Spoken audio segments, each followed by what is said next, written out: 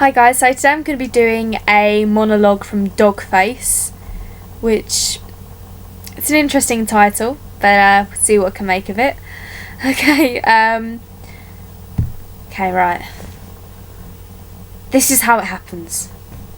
1 minute you're just another awkward second grader, and your mum takes you and your brother to a friend's house out in the country. You get out of the car and there's this big yellow dog wagging his tail at you. And your mum and brother go to ring the doorbell. And you get down on your knees in front of this friendly dog and you're petting him. And then, suddenly, the dog snaps his jaws. And your life as you know it ends. It happens so fast. You're not even sure what happens. It's a very sharp pinch and then it's spreading. Through your whole face there's blood. There's a lot of blood. You yell for your mum, you run towards her. She turns and she sees you. She gasps in horror and she covers your brother's eyes. And she screams to him, "Don't look!" That's how these things happen, I guess. Anyway, that's how it happened to me. The dog never barked, never growled. He followed me, still friendly and playful. Blood pouring from holes in my face. And he's looking at me, wagging his tail. My mother grabbed my jacket from the car and hold it tight against my face. I was crying. I was so panicked. I felt like I was choking.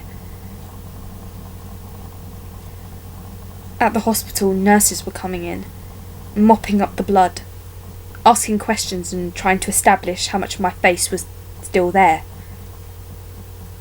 whether the nerve endings were alive. My face felt puffy and I was lightheaded. The nurses were friendly. They wanted me to trust them. And I did. I believed them when they said the doctors would be able to fix me. My father didn't. He couldn't look at me directly. He just kept staring at a space on the wall above me. He kept saying, "You're being very brave." I didn't feel brave. I was still crying, but quietly. I kept pressing cotton against my face, just wanting it to be over. I just wanted to go home.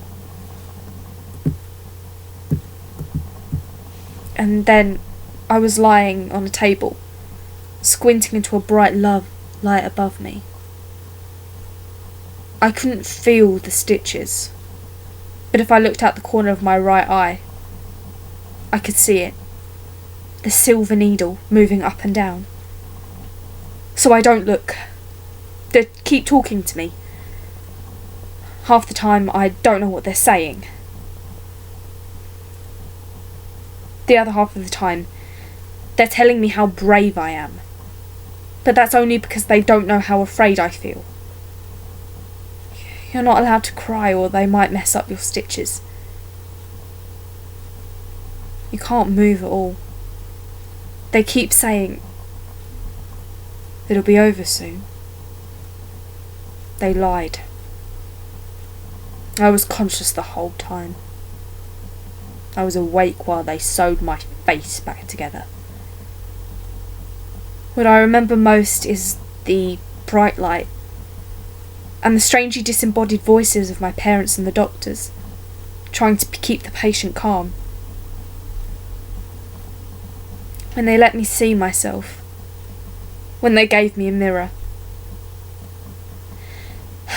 I prepared myself for a Halloween mask. For a horror movie, for a nightmare. But the blood had been cleaned away. It was just a neat row of stitches. I was actually relieved. But then I went back to school. And then the real trauma began. Okay guys, so I really enjoyed that monologue. I hope you liked it. See you later, my little chiquitas. Mwah!